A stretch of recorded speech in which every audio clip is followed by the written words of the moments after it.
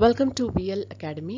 இந்த வீடியோல the accounting cycle books and records அப்படிங்கிற சாப்டர்ல other exercise problem number 40 நம்ம பார்க்க போறோம், which is in page number 2.111. So இதுதாங்க 40th problem ஓட question. இந்த ப்ராப்ளம்லயும் டபுள் காலம் கேஷ் புக் தான் ப்ரிப்பேர் பண்ண சொல்லியிருக்காங்க. அண்ட் இங்கே வந்து வீக்லி பேசிஸில் அவங்க கேஷ் பேலன்ஸ் மெயின்டைன் பண்ணிட்டு இருக்காங்க. அண்ட் அது போல் இந்த ப்ராப்ளமில் வந்து இந்த year of 2000 March 25th to 31st ஆன டிரான்சாக்ஷன்ஸ் எல்லாம் இதில் சொல்லியிருக்காங்க.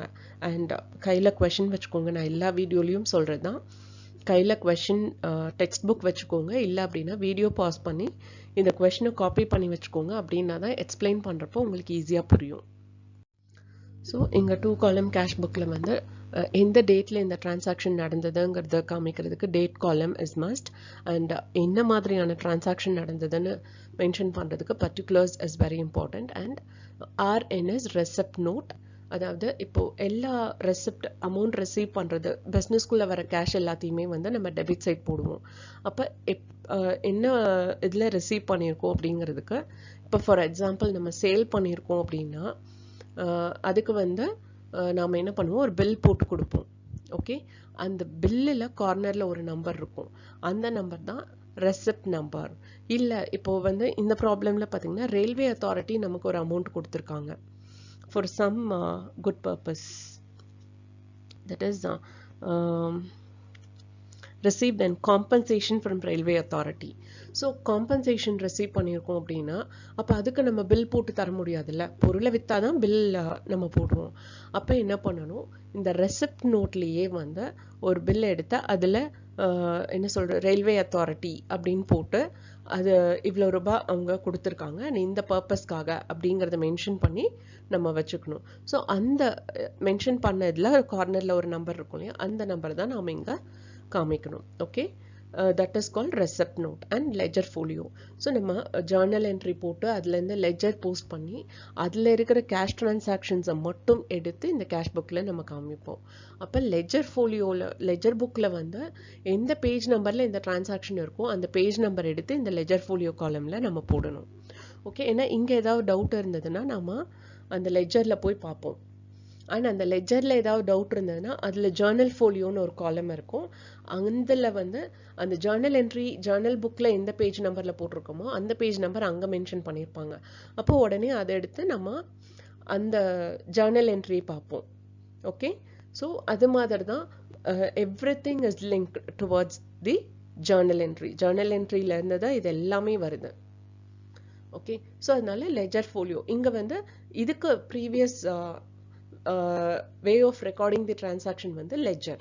ஸோ அதனால இங்கே லெஜர் ஃபோலியோ போட்டிருக்கோம். பட் லெஜரில் வந்து அதோட ப்ரீவியஸ் புக் ஆஃப் ரெக்கார்டிங் வந்து ஜேர்னல். ஸோ அதனால அங்கே ஜேர்னல் ஃபோலியோன்னு போட்டிருப்போம். ஓகே, ஸோ இது மட்டும் நீங்கள் தெரிஞ்சு வச்சுக்கோங்க. எல்லாமே லாஜிக்கல் சீக்வன்ஸில் தான் வருது அப்படிங்கிறத நீங்கள் தெரிஞ்சுக்கணும். அதுக்கு தான் நான் இவ்வளோ எக்ஸ்பிளனேஷன் கொடுக்குறேன்.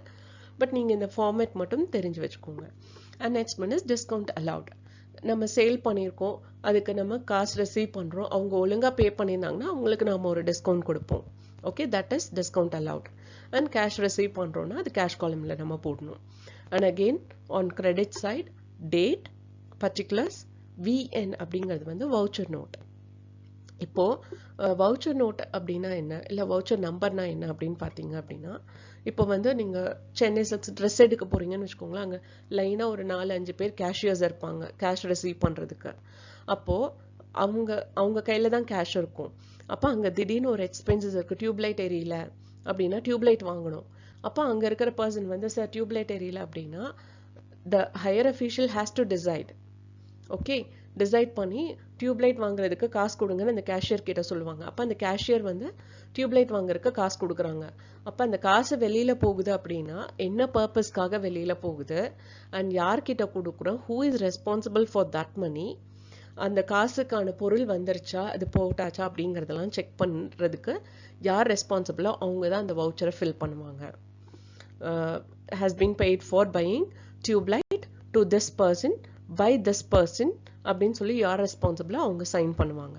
இந்த டேட்டில் கொடுத்துருக்கு இந்த டைமில் கொடுத்துருக்கு, சில இதில் டைமிங்ஸ் இருக்கும். ஸோ இந்த வவுச்சரில் கார்னரில் ஒரு நம்பர் இருக்கும், அந்த நம்பரை எடுத்து தான் இங்கே நம்ம மென்ஷன் பண்ணணும். ஸோ இதை வந்து கரெக்டாக இருக்கா இல்லையா, டியூப்லைட் வாங்கியிருக்கதா சொல்லியிருக்காங்க, அப்போது அது டியூப்லைட் வாங்கி மாட்டிட்டாங்களா அப்படின்னு செக் பண்ணணும். அப்படின்னா அந்த வவுச்சர் நம்பர் பார்த்துட்டு யார்கிட்ட அந்த அமௌண்ட்டை கொடுத்தாங்களோ அவங்கள பார்த்து நம்ம கேள்வி கேட்கலாம். டியூப்லைட் வாங்கினதா சொல்கிறீங்க, பட் இங்கே இன்னும் டியூப்லைட் மாட்டல அப்படின்னு தாராளமாக கேட்கலாம். ஸோ இல்லை டியூப்லைட் மாட்டியிருக்காங்க அப்படின்னா எந்த டியூப்லைட்டுன்னு கூட அந்த கன்சர்ன் பர்சனை கூப்பிட்டு கேட்கலாம். ஸோ இந்த ப்ராப்பர் ப்ரூஃப் இருக்கிறதுக்காக தான் இந்த வவுச்சர் நோட். ஓகே, கொஞ்சம் எலாபரேட்டான எக்ஸ்பிளனேஷன் கொடுக்குறேன், இது வந்து நீங்கள் புரிஞ்சுக்கணுங்கிறதுக்காக. ஓகே, பட் இங்கே யூஜி லெவலில் வந்து உங்களுக்கு அந்த ரெசிப்ட் நோட்டோ இல்லை வவுச்சர் நோட்கான நம்பர்ஸ் எதுவுமே இருக்காது. பட் நீங்கள் ப்ரொஃபஷனல் கோர்ஸ் பண்ணுறப்போ கண்டிப்பாக அவ்வளோ டீட்டெயில்டாக கொடுத்துருப்பாங்க. அப்போ நீங்கள் கரெக்டாக அந்த நம்பர்ஸ் எல்லாம் மென்ஷன் பண்ணணும். அண்ட் நீங்கள் வேற ஒரு கம்பெனியில் ஒர்க் பண்ணுறீங்க அப்படின்னாலும் இதெல்லாம் நீங்கள் கண்டிப்பாக தெரிஞ்சிருக்கணும். அதனால தான் நான் உங்களுக்கு இதை சொல்கிறேன். And next one is ledger folio. அது நான் உங்களுக்கு ஆல்ரெடி டெபிட் சைட்லேயே சொல்லிட்டேன். அண்ட் டிஸ்கவுண்ட் ரிசீவ்ட், நாம ஒருத்தர்கிட்ட ப்ராப்பராக பே பண்ணுறோம் அப்படின்னா அவங்க நமக்கு டிஸ்கவுண்ட் கொடுக்குறப்ப வி ஆர் ரிசீவிங் தட். அந்த டிஸ்கவுண்ட் நமக்கு கிடைச்சது நம்ம அந்த டிஸ்கவுண்ட் ரிசீப்ட் காலமில் போடுறோம். அண்ட் நம்ம எவ்வளோ பே பண்ணியிருக்கோமோ அந்த அமௌண்ட்டை கேஷ் காலமில் போடுவோம். Okay, now let's see the problem. On March 25th, her cash book showed balance of 6,900. So to balance brought down 6,900. Cash பொறுத்த வரையும் எப்பவுமே opening balance debit side தான் இருக்கும். Okay, 6,900 rupees இருக்கு. And next one is 26th paid cash to Kailash. இப்போ Kailash account data to cash account வரும்.